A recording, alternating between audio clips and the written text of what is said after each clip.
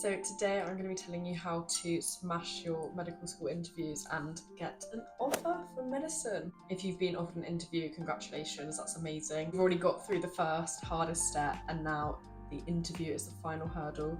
I forgot to say I had 3 interviews. They were all virtual interviews, so none of them were in person. I ended up getting 2 offers and I was waited listed for 1. So I have a sort of good track record.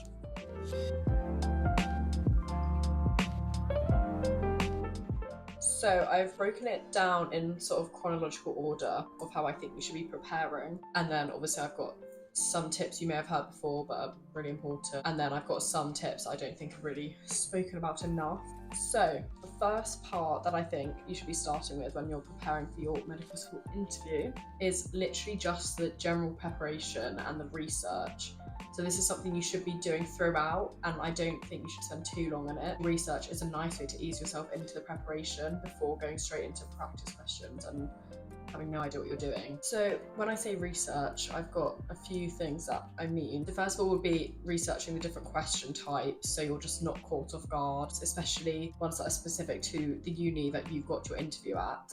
So if you look on their website, you'll be able to see the layout of the interview and what sorts of questions they ask. They probably won't give you specifics, but it's still good to have a general idea. So for example, for one of my interviews, I knew there would be an ethics station and I knew there would be a station on extracurricular activities.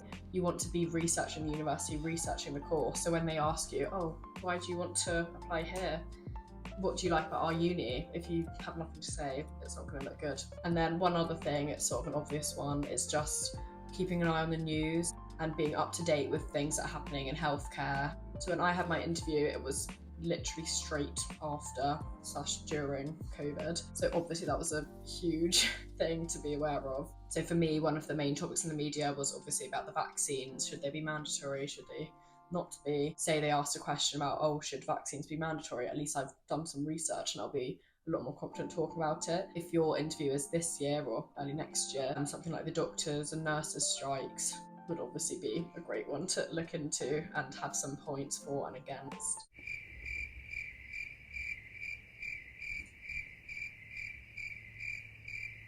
And then just other general topics that might come up, so things like abortion, euthanasia, should you give a liver transplant to a drinker or should you give a lung transplant to a smoker? Okay, so that first bit's out of the way. So just generally preparing, doing a reading about the subject.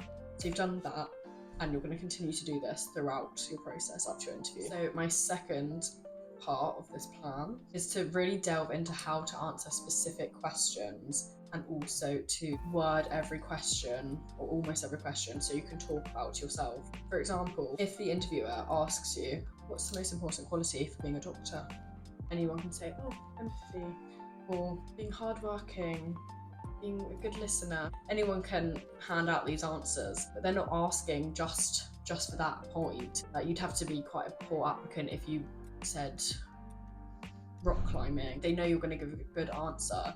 What they want to see is you say that and why you've seen this, why you have this quality. They're asking about you, it's your interview. So yeah, my main one is you need to look at the questions so you can distinguish which ones are about you, even if they haven't worded it in that way, which ones you should be talking about yourself and which ones are genuine, like ethical questions, or ones they're just trying to see your reasoning, basically. So even if they ask, why did you choose this medical school? And you're going to list off all these reasons that you've looked at their medical school and you think it's amazing, you're trying to flatter them. A great thing to say then is, I think I would fit in because I also do this, this and this. Say they have a team-based curriculum, so you can talk about this experience you have working in a team and how much you love it. Yeah, so it's just learning. They don't want the best answer, they are trying to learn about you through these questions. And then I'm not going to talk too much about the actual specific questions and how to answer them, but so as I said, you've got the ones that are actually about you as a person, then you've also got the ethical ones. And for me, I just found a structure for ethical questions that I just found really simple. I know there's the STAR method, so look that up. And I think I basically did follow the STAR method, but also I basically just did an introduction about the topic. So I'd say, oh, this is a really difficult topic, it's been in the media recently. And then I'd do a for and against, whatever the argument was, and then come up with some general conclusion. It's just like a simple template that I have in my head. So then no matter how difficult the question they throw at me, it could be something I've never looked at before. I think it's just great to have a template in your brain so you're not caught off guard. The reason why it's so important to know the structures of the questions and how you're going to answer them is there's so many different questions. You're not going to cover every possible question. However, if you have a general structure for different types of question, there's probably 8 different question types maybe that they could ask, and then at least you have a general plan in your head of how you can answer it and you won't be so caught off guard. So now we've talked about the general preparation, research, and then specific research into the questions and the question structure and how you could answer them. My next point is about the actual practicing of speaking and answering questions. I think this is definitely the absolute most important point. I would just say you need to be practicing saying your answers out loud from like as early as possible. Like I was very guilty of doing all this research before I actually started practicing because it's just too comforting to just be Googling stuff and not actually practicing your answers. When you initially start practicing them out loud, it feels like horrific. It just feels really awkward. You would way rather feel awkward when you're practicing alone in your room or you're practicing with your friend and literally in the interview you're getting caught off guard. So I did a mock interview with one of the doctors at my work because I worked as the GP receptionist, and she said she'd do a mock interview for me, and she came out with a question that I had just not thought of at all. I think it was, how has NHS been affected by COVID?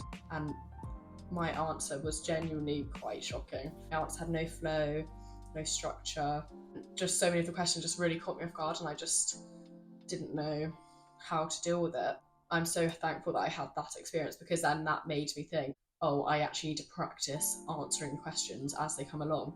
Because it's easy enough to hear the question, spend 10 minutes like thinking about it and writing down what your perfect answer would be, but the actual process of the interview involves them saying a question and you having to sort of think fairly quickly. Like you can definitely take a break and like think for a few seconds, but then you should be able to have some sort of coherent answer. Sorry, that was literally just rambling, but my main point is there's so many options for you to practice and you get so much better at answering the questions with practice. You'll see the progress so quickly. But yeah, so just a few different options for practicing is just answering yourself in the mirror in your room, filming yourself, getting a friend to ask you questions. You can literally just tell them to search up a question bank online and just ask you random questions and then you just practice answering them. Obviously, if you know anyone else applying for medicine, ask them. Sorry, I've literally got no nail. Yeah, if there's any doctors or medical professions you know, your college, if you're applying from college, if they do workshops like fake interviews, mock interviews, I mean, on YouTube, people do like little mock interviews as well. So yeah, there's no excuses for you to not be getting practice. For me, I literally bumped into this girl at a work party and she was also applying for medicine. And we both had like interviews coming up. So we just decided to do FaceTimes and just ask each other questions, like take turns in doing like 4 questions each and just giving feedback. I think for me, like obviously the feedback's great, but one of the main things is literally it's just giving you the practice of answering a question and being able to think on the spot and make it sound decent. If you can, try and get this book I got, or any book with interview questions, because I would literally just like flick to a page, open it, and then it's a random question, and some of them are really weird and like do catch you off guard, but it's just the fact that it's being thrown at you and then you're learning to deal with it. So if something like that came up in the interview, then you just wouldn't panic and you'd still be able to give a good answer, or it would sound good even if it's actually a really bad answer. But yeah, you don't need to pay for the expensive courses or question banks. I literally had that one book because everyday Anna had it. And then I literally just used question banks online, like Medic Portal. I honestly can't remember what else, but I would genuinely just search up medical school, MMI, so multiple million interview questions. And there were so many.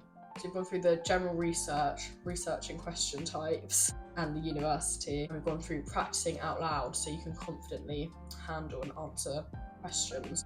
And then I've just got a few final tips. Yeah, just a few final tips that I want to emphasise. They want to hear about you. They already like you. You've got to the interview, so now is your chance to speak about you. So just interject yourself into any question unless it's about something really unrelated, euthanasia or something. But if it's anything about what being a good doctor is, just be like, oh, when I mentioned empathy, I actually choose to work in a care home, or do you know what I mean? You're just trying to show that you have an insight into being a doctor. You would actually be a hardworking, good medical student and doctor eventually.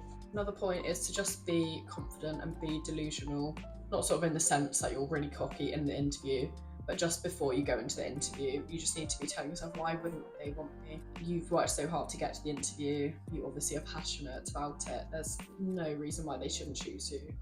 So just have that in your mind. You'd be so grateful to be a medical student and they should be so grateful to have you. And also the interviewers, or I found the interviewers were really nice. They're not trying to trip you up. They genuinely just want to see the best you have to offer. So just please relax. Obviously it's so stressful and I definitely wasn't relaxed, but honestly it's not as bad as people make it out to be. And my final tip, which I saw in a TED talk, is about if you do like confident, like big poses, like